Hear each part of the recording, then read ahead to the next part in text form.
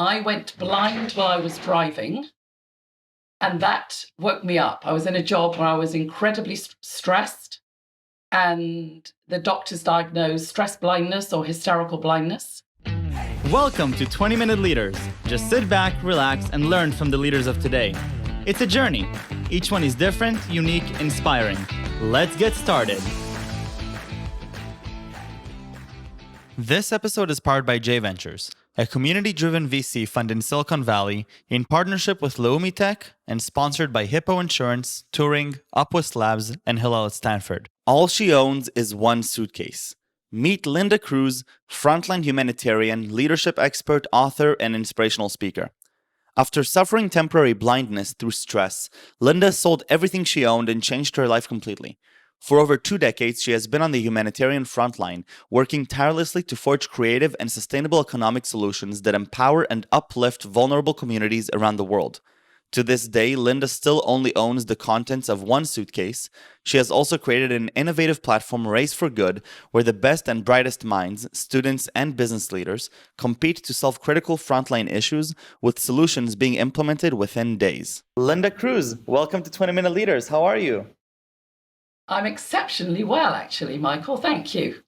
Wow, exceptionally well. So let's start off with that. Why exceptionally well? It's a great answer. I live my passion every single day. I went blind while I was driving, and that woke me up. I was in a job where I was incredibly stressed, and the doctors diagnosed stress blindness or hysterical blindness. And after that moment, I decided, as I sat on the side of the motorway, thinking I was going to be blind for the rest of my life, I sat in my car, terrified, and then I started to pray. And I said, if my sight comes back, I promise I will find what I was born to do. And about 2 years later, when my children were following their dreams, I literally made that big move, and I changed from being in a job that I did really just for money. And I hated it. It made me so miserable until I went blind. And now I am literally living my bliss and my passion. My work is my oxygen. So I literally feel excited from the moment I wake up and open my eyes to the time I go to bed, because my life is full of the work I do every single day. Yeah. Well, I think that's the dream that anybody can wish for themselves. That's certainly what I wish for myself. So, Linda, take me back to that moment. You're blind in the car, and you realize that you need to follow your passion. What is that search like for you? Well, what does that entail? Searching for what really your heart says you should be doing. I think what had happened to me was I grew up in the UK, and perhaps in a country where we're sort of almost programmed in society as to what we do, what our expectations are, married, children, mortgage, great holidays. And I was in that pattern. I'd done all of those things. I had got divorced when I was very young, and I had 2 children. But I still think I was in that hamster wheel program of this is what we do in the United Kingdom. And this shock and wake-up call of going blind was literally, okay, I got it. I just have gone right off my path. I reflected on how negative and miserable and unhappy a person I was, just by, observing my language and my approach to life. I couldn't say a positive word about anything to anyone. So that search was then the self-reflection was, okay, the only person I can change in this whole awful scene at the moment is myself. So I worked on myself. Literally, I would never watch the news. I would turn off the news and play dance music. I said to my children, we're not saying no, not and don't. And if we do, we put money in the swear box. We had a good holiday that year, Michael, because our habit of negativity was so ingrained. But basically, having sort of changed myself in my approach, because I was still in the same job that had driven me to go blind. But what I realized was the time then to really understand what my qualities are, what I'm good at, what makes me so passionate. And it was that moment of realizing, that I am a pioneer, I'm an innovator, I'm curious about cultures and people. I love to be on the edge. When I was a nurse, I was an emergency room nurse and a casualty nurse and an intensive care nurse. It's within me to actually be very good at operating in critical situations. I was a great traveler. So I was putting all these pieces together, and I was a nurse, of course, so caring and helping people be the best they can be was also in me. And I was a businesswoman for 7 years. So I had a lot of life experience. But it was that reflection that made me know what the next steps could be or should be. Of course, with the sort of work I do, you never really know until you jump in and do it, because it's so extreme. Right. So tell me a little bit about, I had an idea. Tell me about the experiences you've had while traveling. One of the things that, it took me by surprise, this idea that you're traveling literally with a suitcase. That is your belongings. Why is that? Why make that decision? What does that represent? And then we'll also talk about some of the initiatives you've done. Well, to start with, of course, I didn't sell everything. I left to see if I could survive in very extreme conditions. But as soon as I started to do this, and I witnessed that all of my skills and who I was came alive in these situations, I literally said to my father, please stop cutting the grass for me. He would just say, house is fine, the maintenance is great. And I'm like, actually, Dad, I really have decided that this is the life that I've now found is the life I want to lead. And I didn't want to be held back by things. I just didn't want it. And so it was the easiest process ever to just sell everything. It just was. I mean, literally sell everything. In fact, every single thing. I mean, but the funny thing was when I sold the normal things like, car and house and paintings and books. But then when I got on the front line and really started to operate, I downsized even more from the suitcase because I was carrying it on my back on a motorbike or on an elephant or on a camel or in a canoe. And I'm like, I do not need that extra pair of shoes or that extra pair of jeans. So I can survive with the smallest bag possible for at least 3 weeks. I mean, I don't need stuff. I really do know how to manage with almost nothing. Yeah. And how long has this been going on for, this life mantra? 21 years, actually. Yeah. Wow. Yeah. 21 years. Okay, so Linda, within just a couple minutes, I just have to hear about some of the craziest experiences you've had, traveling the world with a suitcase, opening yourself up to all these different opportunities and experiences that normal people with a lot of baggage just can't afford to be open to that. So tell me about some of those crazy things that you've gone through. Well, I think probably the most pivotal one was in Thailand after the Asian tsunami. And it was so I decided as a humanitarian that I wanted, and I knew I could be of service after some of the worst disasters that happened on our planet. So when this Asian tsunami happened, I was working in Uzbekistan, and I saw on my computer screen the 100-foot waves, 250,000 dead, and I knew I had to go. So people often say to me, Michael, when everyone else is running out, Linda is running in. I'm compelled to be in these situations. I didn't know anyone. I wasn't part of a charity. I've never been a charity, and still am not. But when I got to this area and I took a one-way ticket to Phuket in Thailand, and then I witnessed something that I must admit has stayed with me forever, that level of destruction when the tsunami hits. It looked like a nuclear bomb had gone off. Cars on tops of houses, resorts crumpled like matchboxes, glass and debris everywhere. And then it got to a pivotal moment when it was so overwhelming.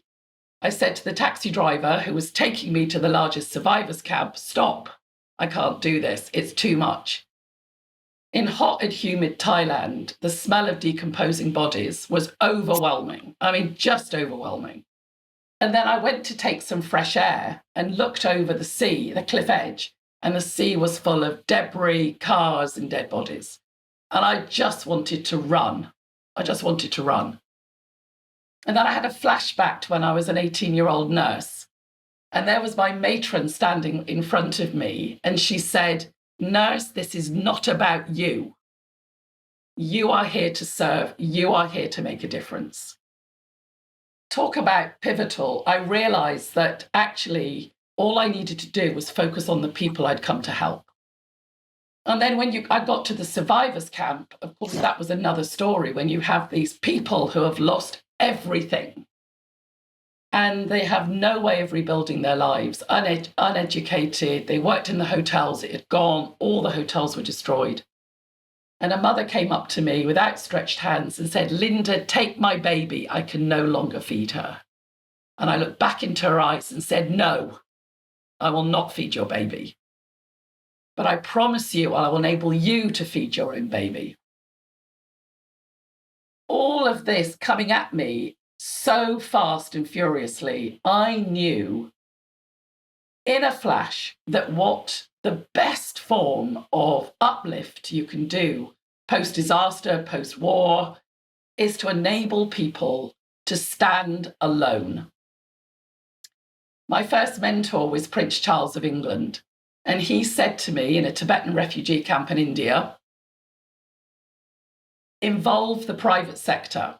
They are the most underused resource. Involve the greatest leaders of our time. But, he said, when they go to give you money, unless they're going to actively help you, leave the money on the table. The jewel is them, their business skills, their entrepreneurial skills, their innovation, their compassion. So straight away, I used that model in Thailand and got business leaders to find a way that these 5,000 Thai people could start to earn money immediately. What I love about business people, Michael, is they never start something unless it's going to be sustainable. Listen to that word, sustainable. Right. So they saw lining the coast where the wave hit were acres of rubber trees, still standing, rubber viable for the next 5, 10, 15 years. We asked the villagers, are you happy, these Thai survivors, to actually go back into the rubber industry that your relatives would have worked in? They said, of course. Do you know the cost to uplift a cooperative of 4 families was only £250? And within 4 months, they were earning 3 times the money they ever earned in the hotel industry. It wasn't my idea. So this is the amazingly powerful model I started way back then. Prince Charles giving me the most amazing approach. And I'm doing it right today as I'm playing the race for good with Middle East students, Asian students, and business world leaders all over the world. And that's just inspiring, Linda. Tell me about Race for Good and what you're doing there, because at the end, you know, when you're talking about impact and you're talking about sustainability and the inclusion of the private sector as a mechanism to reach sustainability, and you know, don't give a man fish, tell them how to fish, teach them how to fish. That really, I think, exemplifies what you're talking about here. But tell me a little bit about Race for Good and how you're continuing this impact across the world now. Well, what I realized, Michael, was that the mature, experienced brain is wonderful, but you need the young, unprogrammed mind where everything is possible. And It's when you bring the two together that the magic happens. Because you challenge each other, you share ideas, the innovation is superb. So every team in Race for Good has students and business leaders. The business leaders are the mentors, the students drive it. It's a competition. So it gives that edge of, you know, are we going to get through it? The league, it's in a league. But we give and we're really embedding sustainability, entrepreneurship, leadership, diversity, inclusion within these young, incredibly brilliant minds. So we give them real life families to uplift. So a scenario, at the moment we're working in the Himalayas after the 2015 earthquake, because so much needs still. So we'll give them a real life family, a mother, father died in the earthquake, 4 children under 10. She works in the field and earns $2 a day for 10 days a month. She can't feed her family. And the challenge is within 2.5 weeks to find a sustainable income generating project that she can do right now in the village. Wow. That's the amazing. Solutions blow my mind every time. So simple, so effective. And with my model, all of the winning solutions are implemented within 2 days. This is not a paper exercise. My team are in the village. Really? So the students and the business leaders see that change and leave their own legacy, can you imagine, at age 14 years old. Wow. So just to understand the model, you have people in the location where help is needed. You have these students and business leaders around the world that are joining virtually, remotely, understanding the problem, finding innovative solutions from wherever they are to then be implemented by your team within the place where it needs to be implemented. Is that correct? Correct. And so where is this today? Well, what is sort of the scale of this and what is happening with Race for Good today? Well, I'm in a moment of great expansion. So last year, I was running Race for Good across Asia. Amazing. Countries from China, India, Vietnam, Laos, Mongolia.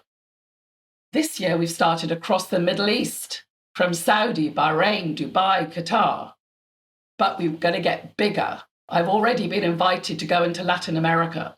And I'm waiting for people to approach me and invite me to play the Race for Good within their country. Mm-hmm. It is such a powerful and transferable model. Right. So this is my joy now because we've developed in such a way that it's fun, it's exciting, it's impactful. People always come back and want to do it again. It's a very dynamic model. And so what is this, the idea of the race behind it? So I understand the for good part. Tell me a little bit about, the social element of it and what these 14-year-olds might be experiencing as they go through an activity like Race for Good. Okay, so for example, there's schools in very privileged countries, whether it's the center of Bangkok or in Qatar, who will start to understand what it's like to live in a village where you have no electricity, no running water, no bed, where you have no financial security, no ability to access healthcare. So to start with, the students need to really dig deep and have that feeling of empathy. Right. They need to understand the religion, right? So if it's Hindu, Buddhist, Muslim, because unless you do that, unless you wear the moccasins of the community, you will never get the right answer. Right. They then start to learn about sustainability and how markets operate in that area with probably very poor infrastructure. Because what I'm trying to teach them, Michael, is that for people like me who've worked on the front line for a long time, to be successful, we must make ourselves redundant. The communities don't need us anymore. We're not coming in for the next 50 years to stand there and hand out. This is a hand up, not a handout. Right. So we look holistically at the healthcare, at education.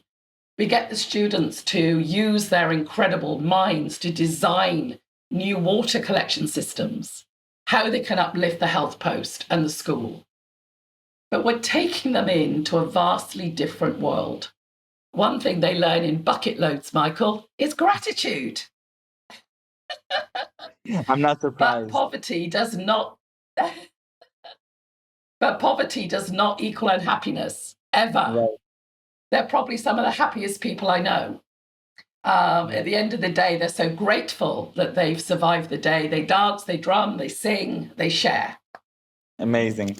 And that's just unbelievable. Well, what's been the hardest part of all this? So obviously, working on anything for good is not, in business terms, it's not necessarily as sexy and as inviting as a lot of other opportunities that a lot of the people that you're attracting to this would have on their plate.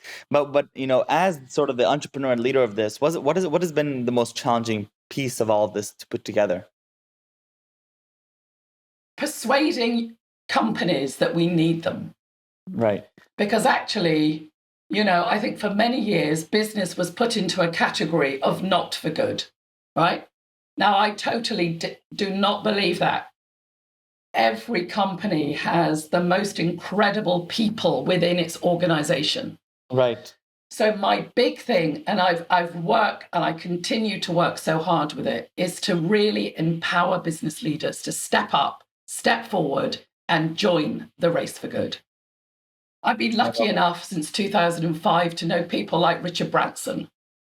Now, what an incredible entrepreneur and leader. I've played the race for good with him on Necker Island when we were uplifting the Caribbean islands after Hurricane Irma. So I have these most incredible people around me, but I still know that this call to action from the business world is so needed and necessary. And I will never stop, Michael. I just love that, Linda. I think your story is inspiring, and the organization itself, which I'm very proud to now also be part of the Race for Good, is just as inspiring. And I think that it's just wonderful what you're doing. And I can't imagine being able to reach these understandings and without the experiences that you've had, and without the traumas, and without the compassion that you felt, and without those very clear occurrences where you realized what it's all about. And I think that sharing this now with the younger generation, with 14-year-olds, and giving them this space to go and explore that compassion and empathy with these incredible projects that are being implemented in the real world with real people within days. It's not just a paper exercise. It's not just another case study. It's perhaps it sounds like one of the best business schools that you could hope for. And so, Linda, I thank you for the inspiration for this. Before we leave, thank you for coming here. I have to ask you the most important question, which is 3 words you would use to describe yourself. Pioneer, innovator, humanitarian. Linda, thank you very, very much. Best of luck with Race for Good. This was just wonderful. And stay safe and stay healthy all the way from Dubai. And hopefully, as you're traveling, we'll get to see each other in person one day. Super. Thank you so much, Michael. Take care.